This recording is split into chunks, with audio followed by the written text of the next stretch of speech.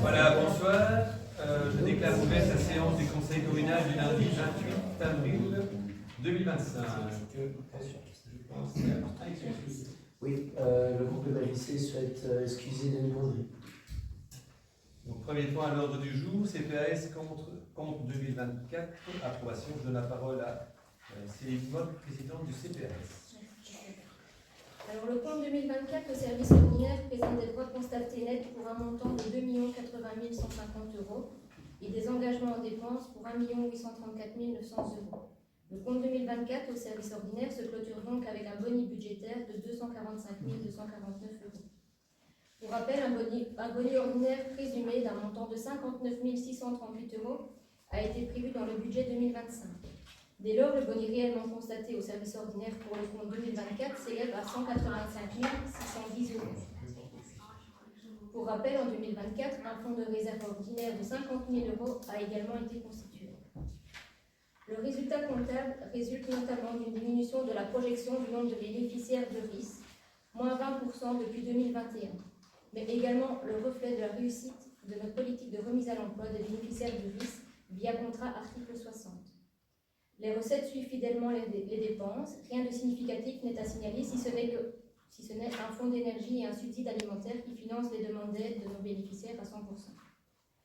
Au service extraordinaire, il présente un bonus de 369 829 €. Différents investissements en 2024 ont été réalisés pour un montant de 67 547 €. Dans ces investissements, il y a le placement des porte-coupe-feu dans nos bâtiments, la remise en conformité électrique du bureau administratif ainsi que l'IELA, le remplacement des châssis du bâtiment administratif du CPS et de l'IELA, les différents travaux dans nos logements, la remise en peinture de la façade du CPS et ainsi que l'achat de matériel informatique. Le directeur financier souligne la stabilité des finances du CPS et ce dans le contexte économique et social que nous connaissons actuellement. Est-ce qu'il y a des questions ou des remarques? Une petite remarque, dans le projet de délibé à l'article 1, on parle d'un boni budgétaire d'1 779 €. N'exagérons pas les choses, c'est 245 000. Et dans l'article 3, il faut bien lire le compte de résultat 2024 et non pas 2023.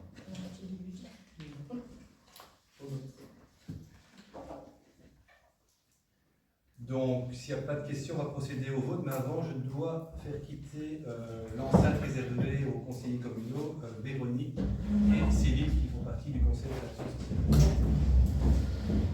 Donc, qui approuve le compte ordinaire 2024 du CPAS de Serfontaine avec un boni budgétaire de 245 249,38 € et le compte extraordinaire 2024 du CPAS de Serfontaine avec un résultat budgétaire à l'équilibre? Tout le monde, merci. Céline et Véronique, vous pouvez regagner vos places. Deuxième point, modification budgétaire numéro 1, exercice 2025, correction.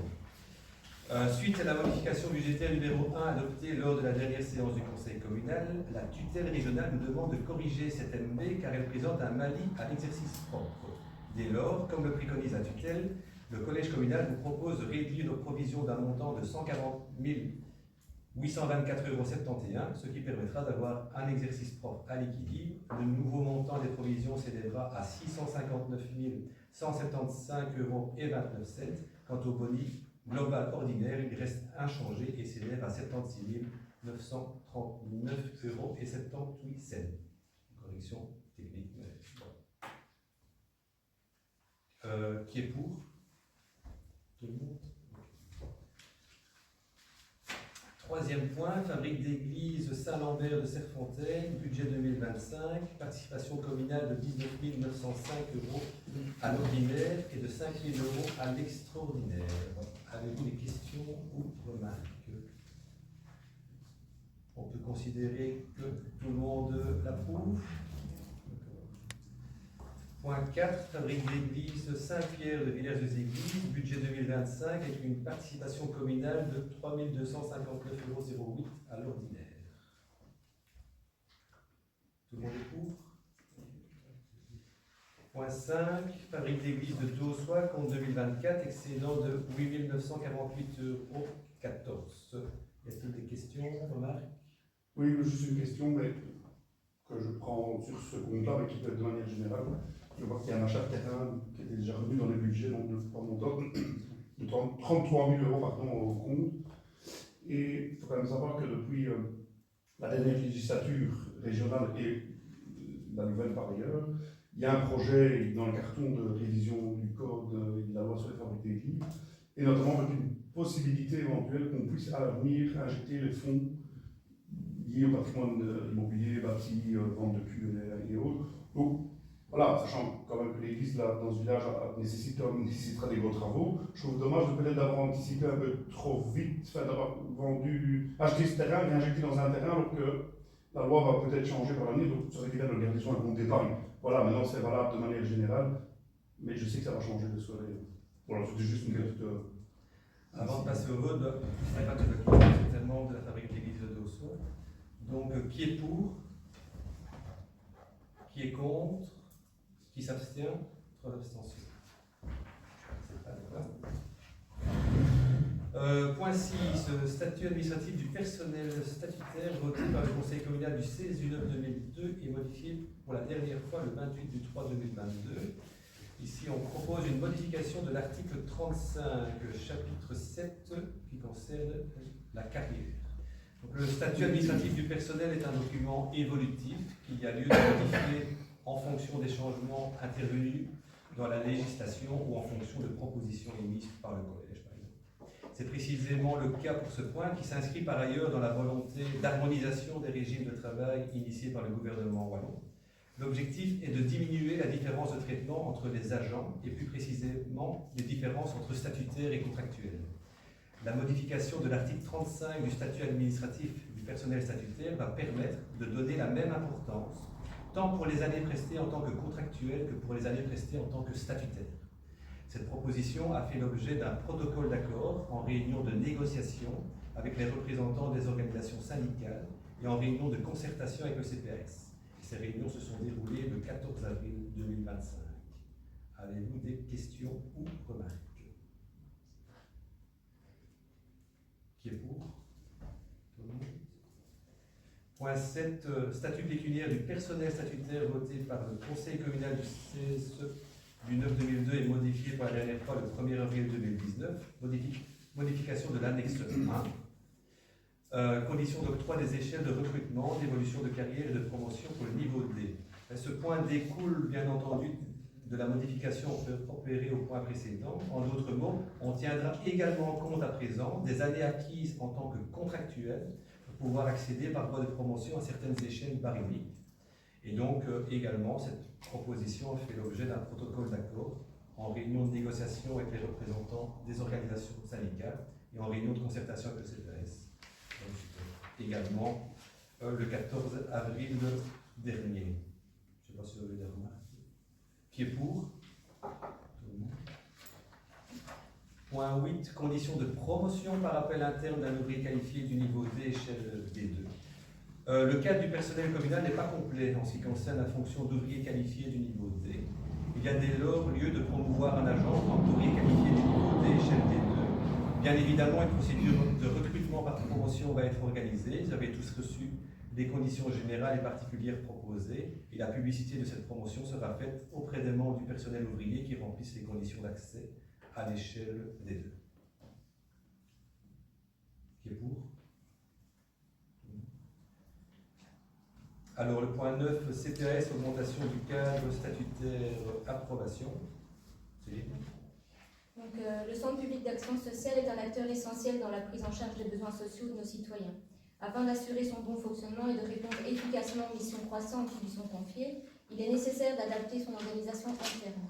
Il est proposé d'augmenter le cadre statutaire du CPS en procédant à l'extension du temps de travail du directeur général. Concrètement, il s'agit d'augmenter d'1 quart temps son régime de travail pour passer d'un 3/4 temps à un temps plein. Motivation. Les responsabilités du directeur général du CPS se sont intensifiées ces dernières années, notamment en raison de l'évolution constante de la législation sociale, de la complexité accrue de la gestion administrative, du développement de projets sociaux locaux, Un directeur général à temps plein permettra de garantir une meilleure supervision des équipes, une plus grande disponibilité pour les usagers, une collaboration renforcée avec les autorités communales. L'impact financier lié à l'augmentation du temps de travail est maîtrisé et intégré dans le budget prévisionnel 2025.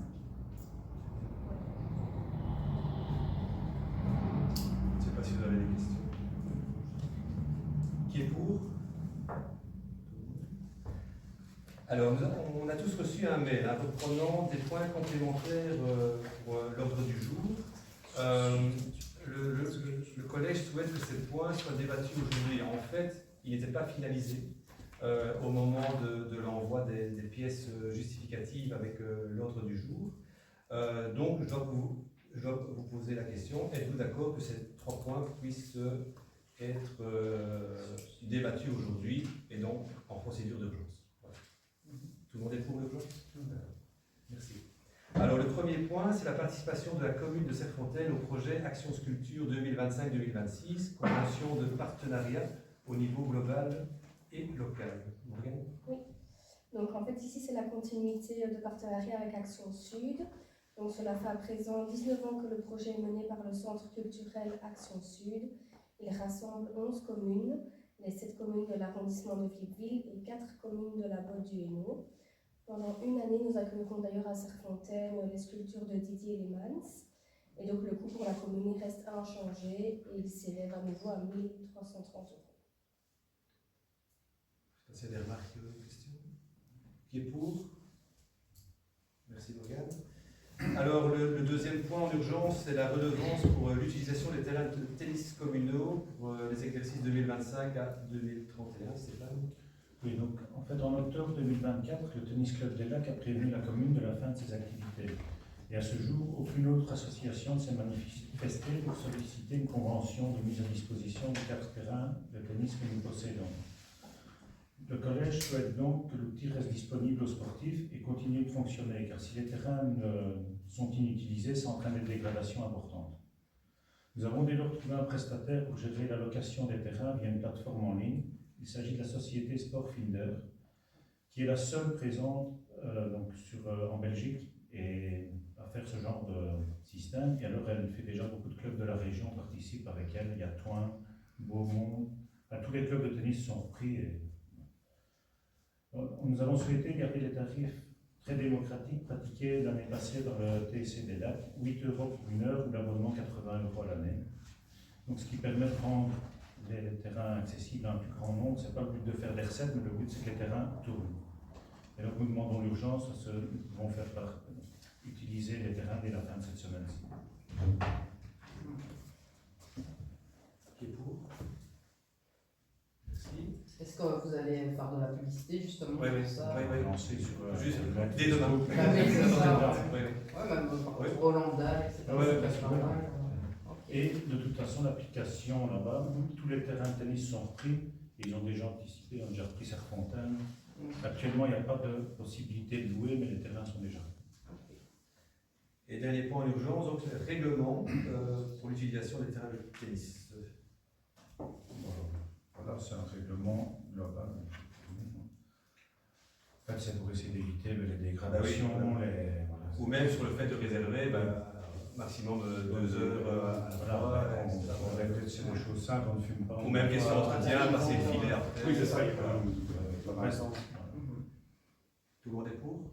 Ok, merci. Donc l'ordre du jour de la séance publique du Conseil communal est épuisé. Et je prononce le micro.